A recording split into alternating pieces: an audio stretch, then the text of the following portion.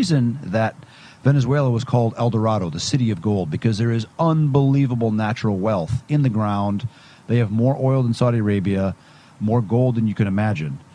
But now the government there, the Maduro cartel, has been allowed to steal not one, not two, but 3 elections. This last round, this election that they just had in July, the opposition parties won 70% of the vote. Maduro won 30%. And of course, all the diaspora, all the people that have left Venezuela that are living in the United States or Mexico or Colombia, Peru, are not permitted to vote. But even then, 70% of the people voted to oust these guys. They are backed by the Cubans, they're backed by the Iranians, they're backed by the Russians, and also they're taking it down the road of more poverty, more despair, more socialism. And to me, it's very concerning because what they've done, the goal of kind of a state capture of a political party to where there's really not elections anymore, it's kind of what happens in California when the Democrats win those elections and the people in California are stuck with it. Now, a lot of them are voting with their feet, just like the people in Venezuela are voting with their feet and leaving. There's been another 1.5 million people just since July have left Venezuela. Trump is right to complain about Venezuela because they literally sent all their murderers. They emptied their prisons and sent them as illegals up in the United States. You have the Tren de Agua gangs active in New York and Colorado.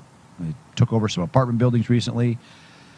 It's just a mess. And I actually, after the election, I trolled Maduro by posting on X his wanted poster, because he's actually wanted for drug trafficking.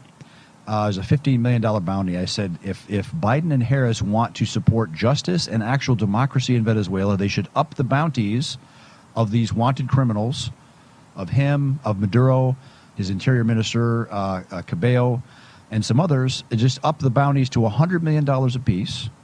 They could use frozen funds of the Venezuelan government that the U.S. is already sitting on and sit back and watch the magic happen.